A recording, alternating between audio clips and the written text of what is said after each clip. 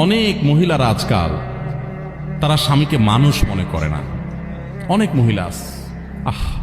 আপনি যদি মুসলিম নারী হয়ে থাকেন আমার বোন, আপনার জন্য আপনার স্বামীর নির্দেশনা মানাটাকে শরীয়ত ওয়াজিব করেছে।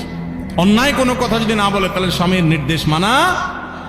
যে মহিলা স্বামীকে অভিভাবক হিসাবে স্বীকার করবে না, শ্রদ্ধা করবে না, সম্মান করবে না, কথা কথায় তর্ক করবে। অনেক মহিলা আছে পর্দা করে, বোরকা পরে, নামাজ পড়ে, কিন্তু সব করতে রাজি আছে, মাগার স্বামীকে শ্রদ্ধা করতে রাজি না। স্বামীর সকালে এক কথা, বিকালে এক কথা, তর্কাতর্কি, বেয়াদবি, এগুলো এখন কমন একটা ব্যাপার হয়ে গেছে কিয়ামতের আলামত। অনেক দিনদার, অনেক তাহাজ্জুদ গুজার মহিলা আছে, ভালো করে পর্দা করে মহিলা আছে, কিন্তু স্বামীর সাথে কথা কথা তর্ক, ঝগড়া, পাত্তা না দেওয়া, বেয়াদবি করা।